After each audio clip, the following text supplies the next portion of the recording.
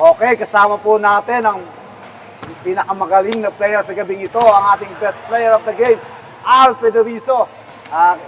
Itong si Al Federizo, alam naman natin pagdating sa Dubai, ito talaga isa sa pinaka-dominant na big man dito sa Dubai.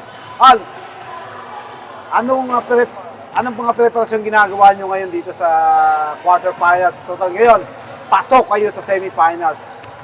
Palagay ninyo sa mga kalaban nyo dito sa darating na Sunday, Batang Satwa, ito ba'y paghahandaan nyo ng gusto?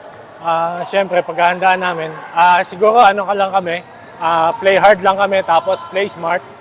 Tapos tingnan lang namin kung saan kami may advantage sa kanila. Pero alam namin, mabigat kalaban yung Batang Satwa. Siyempre, alam naman natin, pag sinabi natin Batang Satwa, takbuhan ng labanan.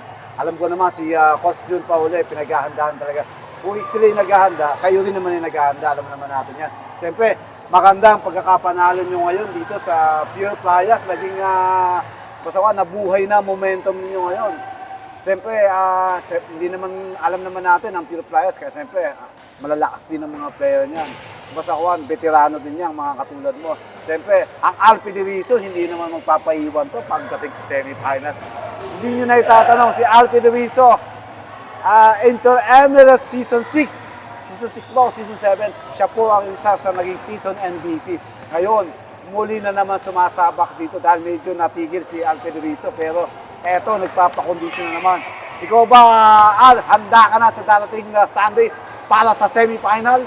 Siguro, magpapakondisyon lang, sabay-sabay lang sa mga bata. Ayun lang. Alam naman natin, Al Federizo, ito yung player na napaka-humble at pagdating naman sa laro ng basketball, ito talagang andito yung pinaka-puso niya para manalo ang team. Okay, Al, shoutout ka, bati ka na dahil sa mga bahal natin sa buhay sa Pilipinas at sa family mo. Ay, shoutout nga pala sa mga supporters ng JJAD. Sana continue to support us kahit anong mangyari. Okay, good luck, Al, sa susunod na game, semifinal.